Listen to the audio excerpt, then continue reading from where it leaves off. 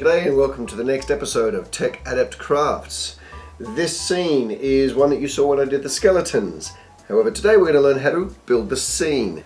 This is plaster casting. We will build one single door frame and you'll see the techniques and the painting style that I used for that. The plaster casting is all using Hirst Arts molds and I'll put a link in the description for that. There's a wide variety of molds available, but you can also create your own. You can use things like pink sil to cast your own molds, and there's a lot of hobby goodness that comes out of plaster casting. If you like the video, make sure that you hit subscribe and hit like and leave a comment down the bottom as to what you liked about the video and what you think that we can do for next time. There is also a little challenge for this video which will also be in the description, so make sure you are paying attention for that one. Shout out to both David Bennett and to Lost Dragon, who guessed that Scarlet was the little yellow spider that was sitting in amongst the rock spires in last week's video.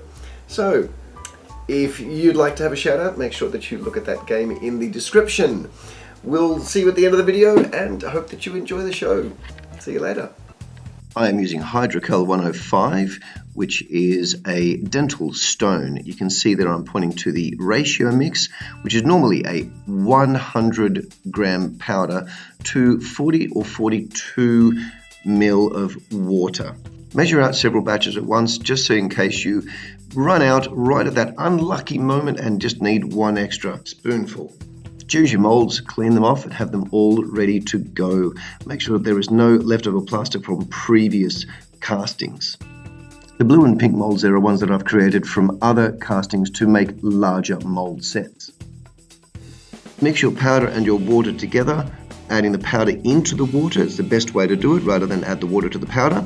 Once you have started this process, you will only have about 5 minutes to work with that plaster, so work quickly.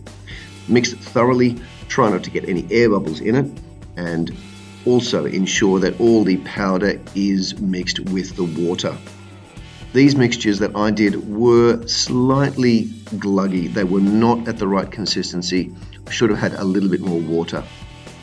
Put a little bit in each spot that you're wanting to work with, and then once you have done that, ensure that it goes down to the bottom of every space by using a paintbrush, or you could use a toothpick or a skewer or something like that to get it down into every little corner.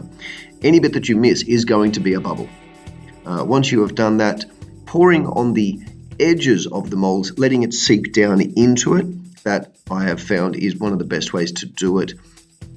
Tap those molds to ensure that the bubbles start to rise to the top. Here I'm adding in offcuts from previous molds that either didn't work or they were just the leftover bits at the end. This is a great way to just fill out the mold and save yourself some of the plaster or reuse some of the plaster from previous cuts. Be careful not to have it sticking out though, because that will make it very difficult to smooth out on the top.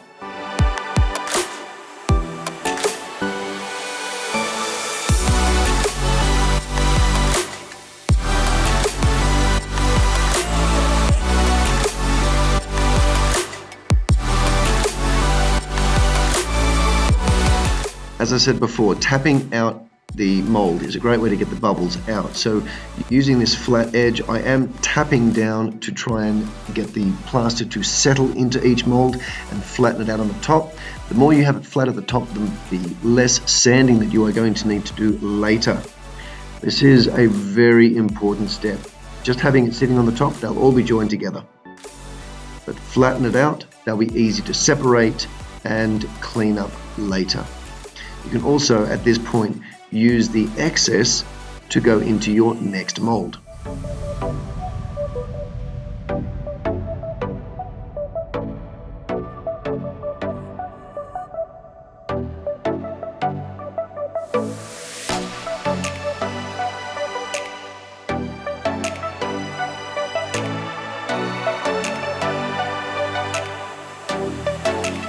Curing time says about 5 minutes, but I would leave it longer than that just to be on the safe side. So once you have finished, there's nothing better than just find a good book and sit and wait.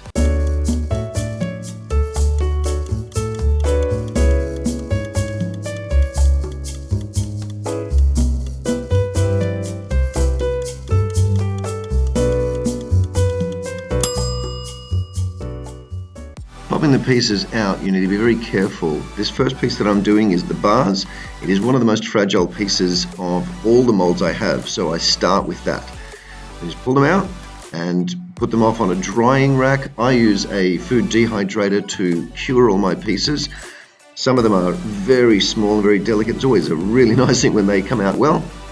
And these crystals that I'm showing you right now, I have a plan for them for a later one, but unfortunately they didn't all work. You can see there's some air bubbles in those ones.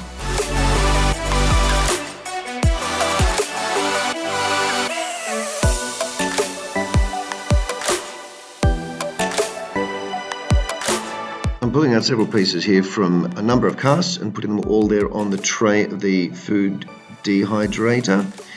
That will take a couple of hours again, so once it's all out and in there, set it off to dry and you are again waiting.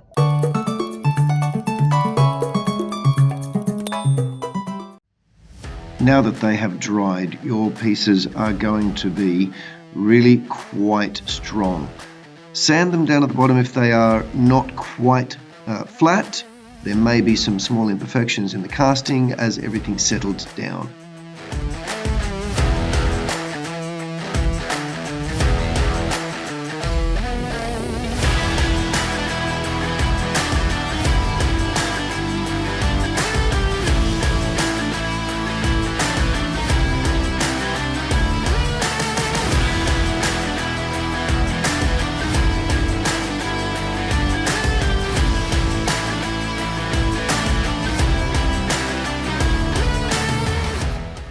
The grate is very, very fine detail, but if you sand it at the back, any little imperfection should just flake away. But be very careful when you are sanding this piece, it will break. The two pieces go back to back and they get glued together, giving you a nice iron bar setting. A number of the pieces in this set can be put together in this way. The two pieces that I'm using for the torch sconces can be put together as like a little plinth, and the torch flame themselves can be put together on that plinth. Very simple, very easy, and very effective. This is a piece that didn't cast properly, massive air bubble in it, but rather than throw it out, sand it down, and I'm going to put that into some sort of water effect, like as if it's a sunken treasure chest. When I'm basing my models, I put them onto foam core, that is foam with a layer of cardboard either side. And I do this at a double thickness so that it matches up with other pieces that I've got and gives me a little bit of room if I wanted to build like a staircase going down into the floor. I've got room to play with there.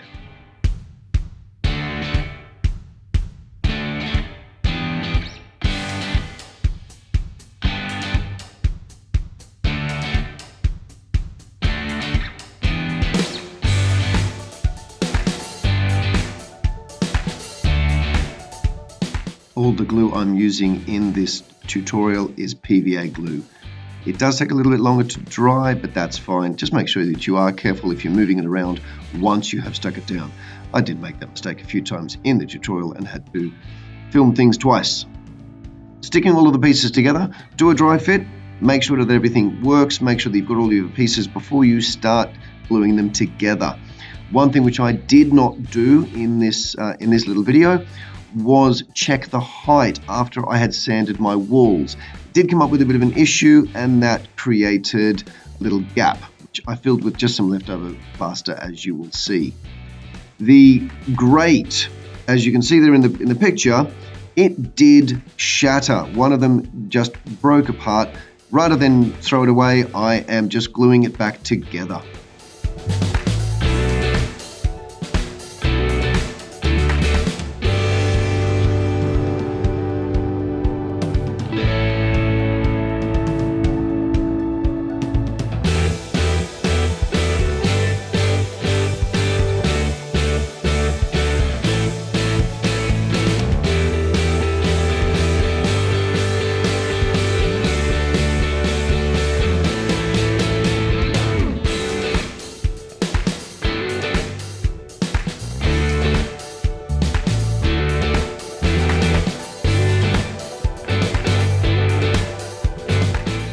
fantastic technique for building straight walls is actually using Lego.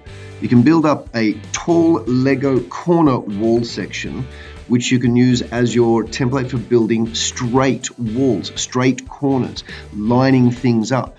It's a great way to brace your walls as you are building them to ensure that they will actually fit together properly. Another thing that I'm doing here is using a brick in between the door pieces so that I know that the grate I'm going to put in is going to fit. But just make sure it doesn't get stuck there.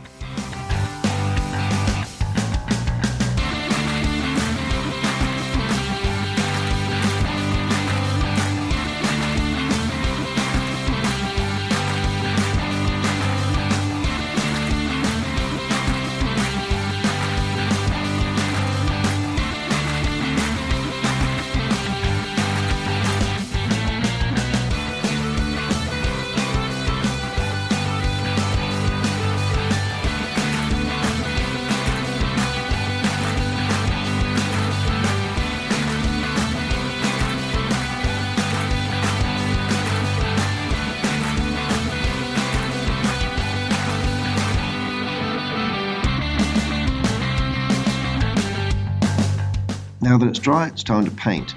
You can see here the little pieces that I put in to raise the sides so that it didn't stick out, didn't flop over, and that just had to be sanded down. Base coating this grey, and that's my mix of just white and black craft paint. This goes over the entire model. Water it down because it is plaster. It's going to draw out that water, the moisture in the paint, so you will need to have a bit of water on that.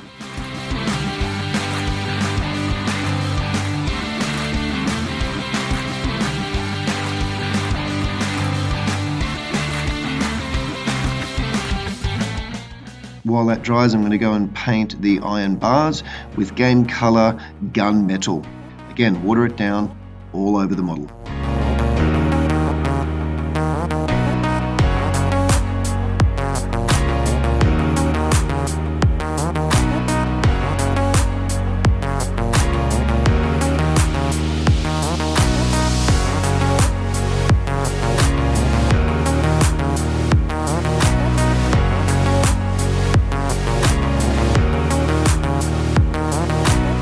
Time to dry brush.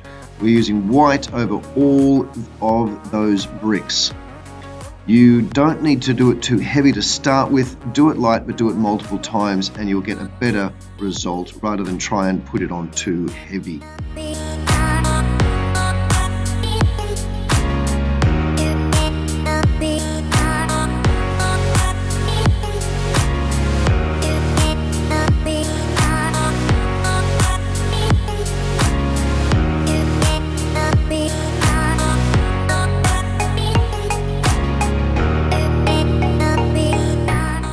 Games Workshop You Shall Debone. This is being painted on the little pile of bones that I have on the top corner. Little detail just to put on the model, gives it some character for the players to look at.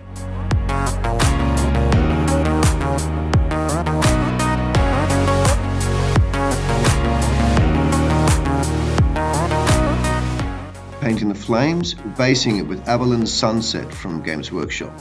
Start with the yellow flame and work out to a red, because of course we all think of flames being bright, but it's brightest in the center.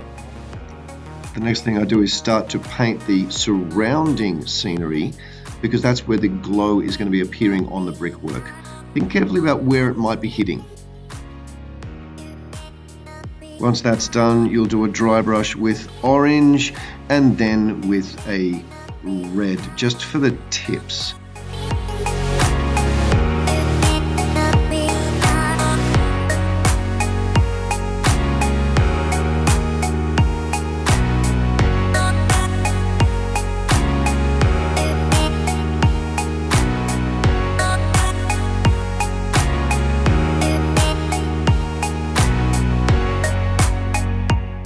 I decided to glue that iron bar in, as I thought that would be stronger for the iron bar, less chance of it to break in the box, and it'd also give a really interesting flavour to have that grate permanently fixed in there.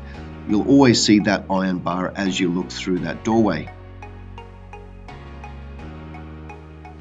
Time for shading. This is going to be a black wash. Over the top, I'll put the link above to Jeremy's Better Black Wash over at Black Magic Craft. This goes on everything. Flame, the brickwork, the iron bars, and it's an excellent way to just add shadow and shade. Just darken up those brickwork, give it more definition.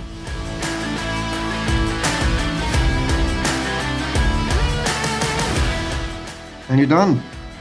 And here is another piece just to show another alternate doorway, but both done in exactly the same fashion.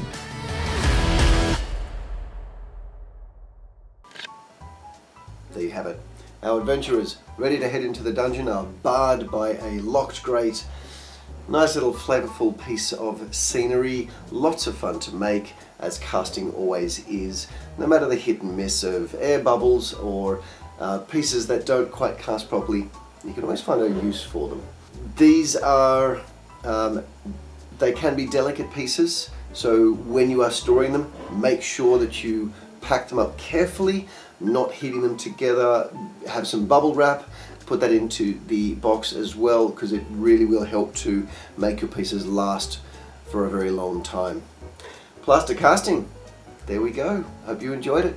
Make sure you hit like, hit subscribe, and leave a comment down the bottom, and I hope that you enjoyed the little game throughout the video. Cheers.